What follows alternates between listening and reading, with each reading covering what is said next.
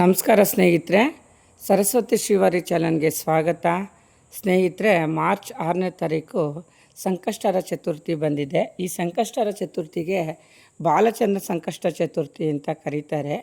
ಇದು ಯಾವಾಗ ಬಂದಿದೆ ಅಂತ ಅಂದರೆ ಸ್ನೇಹಿತರೆ, ಫಾಲ್ಗುಣ ಮಾಸ ಕೃಷ್ಣ ಪಕ್ಷ ಚತುರ್ಥಿ ತಿಥಿ ಬಂದು ಶುಕ್ರವಾರ 6ನೇ ತಾರೀಕು ಸಂಜೆ 5:54 ಪ್ರಾರಂಭ ಆದರೆ ಶನಿವಾರ ನೋಡಿ ಸ್ನೇಹಿತರೆ 7ನೇ ತಾರೀಕು 7:18 ಮುಕ್ತಾಯ ಆಗುತ್ತೆ.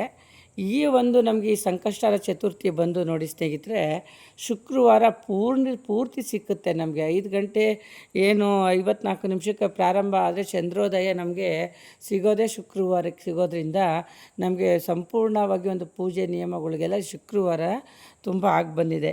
ಈ ಒಂದು ಸಂಕಷ್ಟಹರ ಚತುರ್ಥಿನ ಬಾಲಚಂದ್ರ ಸಂಕಷ್ಟ ಚತುರ್ಥಿ ಅಂತ ಕರೀತಾರೆ. ಇನ್ನು ನೋಡಿ, ಸಂಕಷ್ಟಹರ ಚತುರ್ಥಿ ಅಂತಲೇ ಈ ಒಂದು ಕರಿಬೇಕು. ಸಂಕಷ್ಟಿ ಅಂತ ಕರೆದ್ರೆ ಅದು ನಮ್ಮ ಕಷ್ಟನೇ ಜಾಸ್ತಿ ಆಗುತ್ತೆ.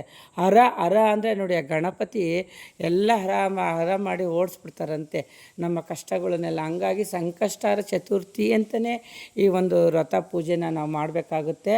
ಒಂದು ಭಾಳ ನಿಯಮವಾಗಿ ಶ್ರದ್ಧೆಯಿಂದ ನೀವು ಈ ಒಂದು ಪೂಜೆ ಪುರಸ್ಕಾರವನ್ನು ಒಂದು ನಿಯಮಾನುವಾಗಿ ಮಾಡಿಕೊಂಡು, ಒಂದು ಉಪವಾಸ ಇರುವಂಥವರು ಉಪವಾಸ ಇದ್ದು, ಮತ್ತು ಏನು ಒಂದು ಮನೆಗಳಲ್ಲಿ ವಿಗ್ರಹ ಇಟ್ಕೊಂಡಿರೋರು ಒಂದು ಹಾಲಿನಿಂದ ಎಳ್ಳೀರಿಂದ ಆ ಸ್ವಾಮಿಗೆ ಅಭಿಷೇಕ ಮಾಡಿಕೊಂಡು ಒಂದು ಭಾಳ ಒಂದು ನಿಯಮವಾಗಿ ಈ ಒಂದು ಪೂಜೆ ಮಾಡಿ ಉಪವಾಸ ಇರೋಕ್ಕಾಗೋದೇ ಇಲ್ಲ ಅನ್ನೋರು, ಒಂದು ಪೂಜೆ ಆಗತಕ್ಕ ಆದ್ರೂ ನೀವೊಂದು ಉಪವಾಸ ಇದ್ದು ಈ ಪೂಜೆನ ಪೂರ್ಣ ಮಾಡ್ಕೊಳ್ಳಿ. ತುಂಬ ಒಂದು ಶಕ್ತಿಶಾಲಿ ಆಗಿರೋಂಥ ಈ ಸಂಕಷ್ಟ ಚತುರ್ಥಿ ಎಲ್ಲರಿಗೂ ಒಳ್ಳೇದು ಮಾಡಲಿ. ನೋಡಿ, ಇದೊಂದು ಬಾಲ ಅಂದರೆ ಸ್ನೇಹಿತರೆ ಹಣೆ ಮತ್ತು ತಲೆ ಚಂದ್ರನನ್ನು ಹೊಂದಿರುತ್ತದಂತೆ. ಯಾರು ತಲೆ ಮತ್ತು ಹಣೆಯಲ್ಲಿ ಚಂದ್ರನನ್ನು ಹೊಂದಿರ್ತಾರೆ ಅಂದರೆ ಶಿವ ನೋಡಿ, ಹಣೆ ಮೇಲೆ ಚಂದ್ರನ ಹೊಂದಿರ್ತಾರೆ. ಶಿವನು ತನ್ನ ಗಣಪತಿಗೆ ಚಂದ್ರನನ್ನು ಭೂಷಣನಾಗಿ ಮಾಡಿದ್ದರಿಂದ ಬಾಲಚಂದ್ರ ಅಂತ ಹೇಳಿ ಅವ್ರನ್ನ ಗಣಪತಿಯವ್ರನ್ನ ಕರೀತಾರೆ. ಹಂಗಾಗಿ ಇದನ್ನು ಬಾಲಚಂದ್ರ ಸಂಕಷ್ಟಹರ ಚತುರ್ಥಿ ಎಂದು ಕರೀತಾರೆ. ಇದ್ರ ಬಗ್ಗೆ ಒಂದು ಚಿಕ್ಕ ಕಥೆನೂ ಇದೆ ಸ್ನೇಹಿತರೆ. ಏನಪ್ಪ ಅದು ಅಂತಂದರೆ, ಒಂದು ನಗರದಲ್ಲಿ ಒಂದು ದಂಪತಿಗಳು ಅವರು ಒಂದು ವ್ಯಾಪಾರ ಮಾಡಿಕೊಂಡು ಅವ್ರ ಜೀವನ ಮಾಡ್ತಾಯಿರ್ತಾರೆ. ಅವ್ರಿಗೆ ತುಂಬ ದಿವಸದ ಮಕ್ಕಳೇ ಇರೋದಿಲ್ಲ. ಆ ಕಾರಣದಕ್ಕೆ ಅವರು ತುಂಬ ನೋವು ಬಾಧೆಲಿ ಇರ್ತಾರೆ. ಹೀಗೆ ಒಂದು ಸಂಕಷ್ಟಹರ ಚತುರ್ಥಿ ದಿನ ಎಲ್ಲರೂ ಹೋಗಿ ಒಂದು ಪೂಜೆ ಮಾಡಬೇಕಾದ್ರೆ ಇವಳು ನೋಡ್ತಾ ಇರ್ತಾಳೆ. ಆವಾಗ ಪಕ್ಕದ ಮನೆಯವ್ರನ್ನ ಕೇಳ್ತಾರೆ, ಎಲ್ಲಿ ಹೋಗ್ತಾ ಇದ್ದೀರಾ ನೀವೆಲ್ಲ ಅಂತ. ನಾವು ಹಿಂಗೆ ಗಣಪತಿ ದೇವಸ್ಥಾನಕ್ಕೆ ಹೋಗಿ ಬಂದು ಆ ನಂತರ ಚಂದ್ರನಿಗೆ ಆಗ್ರ್ಯ ನೀಡಿ ಪೂಜೆ ಮಾಡ್ತೀವಿ, ನಮಗೆಲ್ಲ ಒಳ್ಳೆಯದಾಗಿದೆ ಅಂತ ಹೇಳಿದಾಗ, ನಾವು ಮಾಡ್ಬೋದಾ? ಖಂಡಿತ ಮಾಡಿ. ಈ ತಿಂಗಳು ನೀವು ಹರಕೆ ಮಾಡಿಕೊಂಡು ನೀವು ಮುಂದಿನ ತಿಂಗಳಿಂದ ಈ ಸಂಕಷ್ಟಹರ ಚತುರ್ಥಿನ ಪ್ರಾರಂಭ ಮಾಡಿ, ನಿಮ್ಗೆ ಇಷ್ಟ ಎಲ್ಲ ಈಡೇರುತ್ತೆ ಅಂತ ಅವ್ರು ಹೇಳ್ತಾರಂತೆ. ಸರಿ, ಆಮೇಲೆ ಇವರು ಮನೆಗೆ ಬಂದು ಗಣಪತಿಗೆ ಒಂದು ಕಡ್ಡಿ ಹಚ್ಚಿ ಮುಂದಿನ ತಿಂಗಳಿಂದ ನಾನು ಉಪವಾಸ ಇದು ಈ ವ್ರತ ಮಾಡ್ತೀನಿ ಅಂತ ಹರಕೆ ಕಟ್ಕೊಂಡ್ರೆ ಮುಡುಪು ಕಟ್ಟಿಕ್ತಾರಂತೆ 11 ರೂಪಾಯಿನ. ಆ ಮುಡುಪು, ಆ ಹರಕೆ, ಆ ಸಂಕಲ್ಪ ಒಂದು ತಿಂಗಳಲ್ಲೇ ಅವ್ರಿಗೆ ಫಲಿಸುತ್ತಂತೆ. ಆ ನಂತರ ಆ ದಂಪತಿಗಳಿಗೆ ಒಂದು ಗಂಡು ಮಗುನೂ ಜನನ ಆಗುತ್ತಂತೆ. ಜನನ ಆದಮೇಲೆ ಏನು ಮಾಡಿಬಿಡ್ತಾರೆ, ಇವರು ಆ ಸಂಕಷ್ಟಹರ ಚತುರ್ಥಿ ಮಾಡೋದನ್ನ ಮರ್ತ್ಬಿಡ್ತಾರೆ. ಮರೆಯೋದು ಒಂದು, ಮತ್ತು ಇನ್ನೊಂದು ಮಾಡಿದ್ರಾಯ್ತು ಬಿಡು, ಒಂದು ಪ್ರಸಾದ ಮಾಡಿ ಒಂದಿನ ದೇವಸ್ಥಾನಗಳಲ್ಲಿ ಕೊಡೋಣ ಅನ್ನೋಷ್ಟೊತ್ತಿಗೆ ಮಗ ದೊಡ್ಡವನಾಗಿ ಮದುವೆಗೂ ಬಂದುಬಿಡ್ತಾನಂತೆ. ಮದುವೆನೂ ಸೆಟ್ ಆಗಿಬಿಡುತ್ತೆ. ಇನ್ನೇನು ಮದುವೆ ಒಂದು 3 ದಿವಸ ಇದ್ದಂಗೆ ಮಗನ ಗಣಪತಿ ಬಂದು ತೊಗೊಂಡೋಗಿ ಅರಳಿ ಮರದಲ್ಲಿ ಇಟ್ಬಿಡ್ತಾರಂತೆ. ನಾನು ಕೇಳಿದ್ದೆಲ್ಲ ಕೊಟ್ಟೆ, ನನಗೊಂದು ಪೂಜೆ ಮಾಡಿ ಒಂದು 10 ಜನಕ್ಕೆ ಪ್ರಸಾದ ಕೊಡಲಿಲ್ವಲ್ಲ ಅಂತ. ಆನಂತರ ಅವರು ತುಂಬ ಕಡೆ ಹುಡುಕ್ತಾರಂತೆ ಮಗನ. ಎಲ್ಲಿ ಹುಡುಕಿದ್ರೂ ಮಗ ಸಿಗೋದೇ ಇಲ್ವಂತೆ. ತುಂಬ ನೊಂದ್ಕೊಂಡು ಮನೆಗೆ ಬಂದಾಗ ಆವಾಗ ಪಕ್ಕದವರು ಪೂಜೆ ಮಾಡೋದನ್ನು ನೋಡಿ ಇವರು ನಾವು ಸಂಕಷ್ಟಹರ ಚತುರ್ಥಿ ಗಣಪತಿ ವ್ರತನ ಮಾಡಲಿಲ್ಲ, ಅದಕ್ಕೇನೋ ಹಿಂಗೇನೋ ಆಗ್ಬಿಡ್ತೇನೋ, ನೋಡೋಣ ದೇವಸ್ಥಾನಕ್ಕೆ ಹೋಗಿ ಇವತ್ತು ಕೇಳ್ಕೊಂಬರೋಣ ಅಂತ ಹೇಳಿ ದೇವಸ್ಥಾನದ ಹತ್ರ ಬಂದಾಗ ಅಲ್ಲಿ ದೇವಸ್ಥಾನ ಪಕ್ಕ ಇದ್ದಂಥ ಅರಳಿ ಮರದಲ್ಲಿ ಅಮ್ಮ ಅನ್ನೋ ಒಂದು ಶಬ್ದ ಕೇಳಿ ಬರುತ್ತಂತೆ. ಆವಾಗ ತಕ್ಷಣ ಹೋಗಿ ಆ ಗಣಪತಿಗೆ ಒಂದು ಹರಕೆ ಕಟ್ಟಿ, ನನ್ನ ತಪ್ಪಾಯ್ತಪ್ಪ, ನಾವು ಮುಂದೆ ಇಂಥ ತಪ್ಪು ಮಾಡೋದಿಲ್ಲ, ನಾವಿರೋವರೆಗೂ ನನ್ನ ವ್ರತ ಪೂಜೆ ಆಚರಣೆನ ನಾನು ಶ್ರದ್ಧೆಯಿಂದ ನಾನು ಮಾಡ್ಕೊಂಡು ಹೋಗ್ತೀನಿ, ನಮ್ಮ ಇಷ್ಟಾರ್ಥನೆಲ್ಲ ನೀನು ಈಡೇರಿಸಿದ್ಯಾ, ನಮ್ಮಿಂದ ತಪ್ಪಾಯಿತು ತಂದೆ ಅಂತ ಹೇಳಿ ಆ ಸ್ವಾಮಿಗೆ ಅಲ್ಲೇ ತಪ್ಪಣ ಕಟ್ಟಿ ಆ ನಂತರ ಆ ಮಗ ಇದ್ದಕ್ಕಿದ್ದಂಗೆ ಪ್ರತ್ಯಕ್ಷ ಆಗಿ ಬಂದೇ ಬಿಡ್ತಾನಂತೆ ಅಪ್ಪ ಅಮ್ಮನ ಮುಂದೆ. ಇದೊಂದು ಚಿಕ್ಕ ಕಥೆನೂ ಇದೆ. ಇದು ಸತ್ಯವಾದಂತಹ ಕಥೆಯಾಗಿದೆ ಸ್ನೇಹಿತರೆ. ಆ ನಂತರ ಅವರು ಮಗ ಬಂದಂಥ ನಂತರ ಆ ಸ್ವಾಮಿಗೆ ಒಂದು ಅಭಿಷೇಕ, ಒಂದು ಪೂಜೆ ಎಲ್ಲ ಮಾಡಿ, ಒಂದು ಪ್ರಸಾದನ ಮಾಡಿ ಊರ ಜನಗಳಿಗೆಲ್ಲ ಹಂಚಿ, ಅವರು ಕೊನೆಯವರೆಗೂ ಈ ಒಂದು ಪೂಜೆನ ಸಂಕಷ್ಟಹರ ಚತುರ್ಥಿ ಪೂಜೆ ಮಾಡ್ಕೊಂಡು ಹೋಗ್ತಾರಂತೆ. ಇದನ್ನು ಬಾಲಚಂದ್ರ ಗಣಪತಿ ವ್ರತ ಒಂದು ಪೂಜೆಯ ಒಂದು ನಿಯಮ ಅಂತಲೇ ಹೇಳ್ತಾರೆ ಸ್ನೇಹಿತರೆ. ಹಂಗಾಗಿ ಪ್ರತಿಯೊಬ್ಬರು ನೀವೇನೇ ಒಂದು ಪೂಜೆ ಮಾಡೋಕ್ಕೆ ಮುಂಚೆ ಸಂಕಲ್ಪ ಮಾಡ್ಕೊಳ್ಳಿ. ಸಂಕಲ್ಪ ನಿಗೂಢವಾಗಿ ಇರಬೇಕು. ಆ ಸಂಕಲ್ಪ ನಮ್ಮ ಕೆಲಸ ಆಗೋಗಿದ ತಕ್ಷಣ ಅದನ್ನು ಬಿಡೋಕ್ಕೆ ಹೋಗಬೇಡಿ. ನೀವು ಅಷ್ಟು ವೈಭವ ವೈಡೂರ್ಯದಿಂದ ಮಾಡಲಿಲ್ಲ ಅಂದ್ರೂ ಒಂದೆರಡು ಕಡ್ಡಿ ಕರ್ಪೂರ ಹಚ್ಚೋದನ್ನು ಸ್ವಾಮಿ ಕೇಳ್ತಾನೆ. ನೋಡಿ, ಧೂಪ ದೀಪ ಎರಡೇ ಭಗವಂತನಿಗೆ ನಾವು ಕೊಡೋದು, ಹಣ್ಣು ಕಾಯಿ ಎಲ್ಲ ನಾವೇ ತಿನ್ನೋದು ಸ್ನೇಹಿತರೆ. ಹಂಗಾಗಿ ನೀವು ಧೂಪ ದೀಪನ ಸ್ವಾಮಿಗೆ ಅರ್ಪಿಸಿ ನಿಮ್ಮ ಇಷ್ಟಾರ್ಥ ಎಲ್ಲ ಈಡೇರಿಸ್ಕೊಳ್ಳಿ.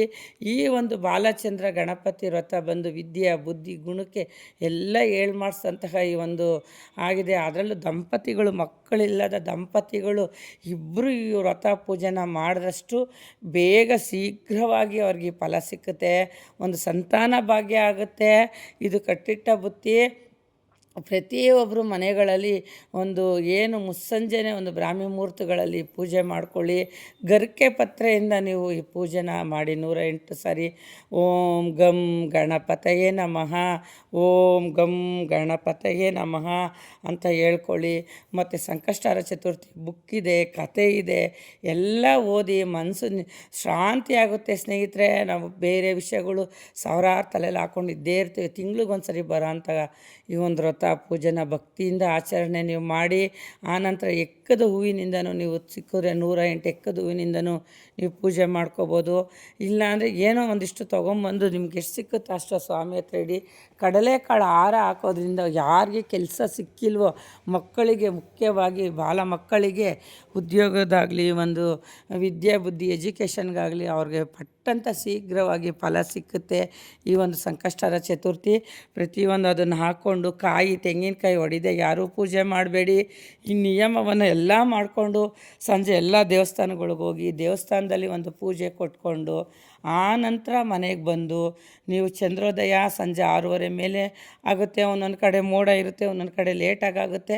ಒಟ್ಟಿನಲ್ಲಿ ಚಂದ್ರೋದಯ ಆಗೇ ಆಗುತ್ತೆ. ಒಂದು 1/4 ಗಂಟೆ ಅರ್ಧ ಗಂಟೆ ಹೆಚ್ಚಿಗೆ ಕಡಿಮೆ ನಿಮ್ಮ ಊರ ಕಡೆ ನೋಡಿಕೊಂಡು ಆ ಚಂದ್ರ ಉದಯ ಆದ ನಂತರ ನೀವು ಆ ಚಂದ್ರನಿಗೆ ಒಂದು ಆಜ್ಞೆ ಕೊಟ್ಟು ಒಂದು ಪೂಜೆ ಮಾಡಿ, ಸ್ವಾಮಿ ನಮ್ಮ ಜೀವನದಲ್ಲಿ ಬೆಳಕು ಕೊಡಪ್ಪ, ನಮ್ಮ ಇಷ್ಟಾರ್ಥವೆಲ್ಲ ಈಡೇರಿಸಪ್ಪ ಅಂತ ಆ ಚಂದ್ರನಿಗೂ ಕೇಳಿಕೊಂಡು ಆ ನಂತರ ನೀವು ಮನೆಗೆ ಬಂದು ಮತ್ತೆ ಮನೆಯಲ್ಲೂ ನೀವೊಂದು ಪೂಜೆ ಮಾಡಬೇಕು. ನೋಡಪ್ಪ, ಬೆಳಗ್ಗಿಂದ ನಾನು ಉಪವಾಸ ಇದ್ದೀನಿ ತಂದೆ, ಸಂಕಲ್ಪ ಮಾಡ್ಕೊಂಡಿದ್ದೀನಿ, ಮುಂದಿನ ತಿಂಗಳಷ್ಟೊತ್ತಿಗೆ ನನಗೆ ಕೆಲಸ ಎಲ್ಲ ಈಡೇರಿಸು ಅಂತ ಹೇಳಿ ಆ ಸ್ವಾಮಿಗೂ ಒಂದು ಪೂಜೆ ಮಾಡಿ. ಮುಖ್ಯವಾಗಿ ಮಕ್ಕಳುಗಳು, ಏನು ಕಾಲೇಜ್ಗೆ ಹೋಗೋ ಮಕ್ಕಳುಗಳು, ಕೆಲಸ ಇಲ್ಲದೆ ಇರೋ ಮಕ್ಕಳುಗಳು, ಮದುವೆನೇ ನಂಗೆ ಸೆಟ್ ಆಗ್ತಾಯಿಲ್ಲ ಅನ್ನೋ ಮಕ್ಕಳುಗಳು, ದಯವಿಟ್ಟು ಈ ಪೂಜೆ ವ್ರತನ ಮಿಸ್ ಮಾಡ್ದಂಗೆ ಮಾಡಿ. ಇದು ತುಂಬ ಶಕ್ತಿಶಾಲಿ ಆಗಿರುವಂತಹ ಸಂಕಷ್ಟಹರ ಚತುರ್ಥಿಯಾಗಿದೆ. ಮತ್ತು ಶನಿ ಮತ್ತು ರಾಹು ದೋಷ ಇರೋರು ಈ ಒಂದು ಸಂಕಷ್ಟಹರ ಚತುರ್ಥಿ ಪೂಜೆ ಮಾಡೋದ್ರಿಂದ ಅವ್ರಿಗೆ ವರ್ಷಾನುಗಟ್ಟಲೆ ಈ ದೋಷ ಇರೋದಿಲ್ಲ, ದೋಷ ನಿವಾರಣೆ ಆಗುತ್ತೆ. ಗರಿಕೆ ಪತ್ರೆ, ಎಕ್ಕದ ಹೂವು, ತುಂಬ ಪ್ರೀತಿಯಾಗಿರೋಂಥ ಒಂದು ಕಡಲೆಕಾಳು ಇವೆಲ್ಲ ನೀವು ಮಾಡಿಕ್ರಿ. ಶಕ್ತಿ ಇರೋರು ಮೋದಕ ಮಾಡಿಕ್ರಿ.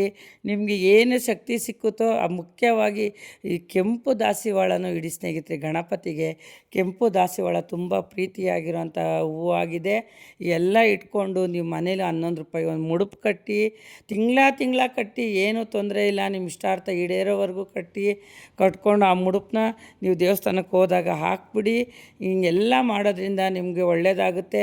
ಪ್ರಸಾದ ಅಂತ ಬಂದರೆ ನೋಡಿ ಸ್ನೇಹಿತರೆ, ಒಂದು ಬಾಳೆಹಣ್ಣಿನ ರಸನೆ ಮಾಡಿಕ್ಬೋದು, ಒಂದು ಅವಲಕ್ಕಿ ಮಾಡಿಕ್ಬೋದು, ಸಜ್ಜಿಗೆ ತುಂಬ ಮುಖ್ಯವಾಗಿರೋದು ಸಜ್ಜಿಗೆ ಮಾಡಿಕ್ಕೋದ್ರಿಂದನೂ ನಮಗೆ ತುಂಬ ಫಲ ಸಿಕ್ಕುತ್ತೆ. ಒಂದು ತೆಂಗಿನಕಾಯಿನ ಒಂದು ಸಂಕಲ್ಪ ಮಾಡಿ ದೇವ್ರ ಮುಂದೆ ಇಡಿ. ಆ ಮುಂದಿನ ವಾರ ಇಲ್ಲ ವಾರ ದಿವಸ ಹೊಡೆದು ನೀವೊಂದು ಸಿಹಿ ನೈವೇದ್ಯ ಮಾಡ್ಕೊಳ್ಳಿ ಸ್ನೇಹಿತರೆ. ಈ ಒಂದು ಬಾಲಚಂದ್ರ ಸಂಕಷ್ಟಹರ ಚತುರ್ಥಿ ಎಲ್ಲರಿಗೂ ಒಳ್ಳೇದು ಮಾಡಲಿ ಸ್ನೇಹಿತರೆ. ನನ್ನ ವಿಡಿಯೋ ನಿಮಗೆಲ್ಲ ಇಷ್ಟ ಆಗಿದರೆ ದಯವಿಟ್ಟು ಸಬ್ಸ್ಕ್ರೈಬ್ ಮಾಡಿ, ಲೈಕ್ ಮಾಡಿ, ಶೇರ್ ಮಾಡಿ, ಸಪೋರ್ಟ್ ಮಾಡಿ. ಎಲ್ಲರಿಗೂ ಒಳ್ಳೆಯದಾಗಲಿ. ಹರಿ ಓಂ ಹರೇ ಶ್ರೀನಿವಾಸ.